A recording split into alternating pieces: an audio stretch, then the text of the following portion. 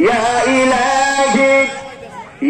इलाही तू मेरा मासूम है, या इलाही तू मेरा माबूद है, या इलाही मुझसे मुझको दूर करो ताकि देखो मुझ में। আমি এমন বিবেকবান যে আমার মাথায় এটাও নাই আমার ভাইয়ের লাশকে আমি কেমনে মাটি দেব, কেমনে গোপন করব, এটা আমার বুঝ নাই। অথচ ওই কাবিল তো জাহান্নামী হয়ে গেছে, ওই কাবিল তো জাহান্নামী হয়ে গেছে।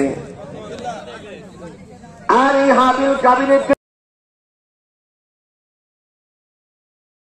করলো যখন কোন মানুষ কোন মৃত ব্যক্তিকে মৃতপণ্য মৃত্যুর দিকে দৌড়াইতেছে, অসুস্থ হয়ে গেছে, তখন তাকে কোন ব্যক্তি যখন তাকে সাহায্য করে, ওয়ামান আহইয়াহা ফাকাআন্নামা আহইয়ান নাসা জামিআ।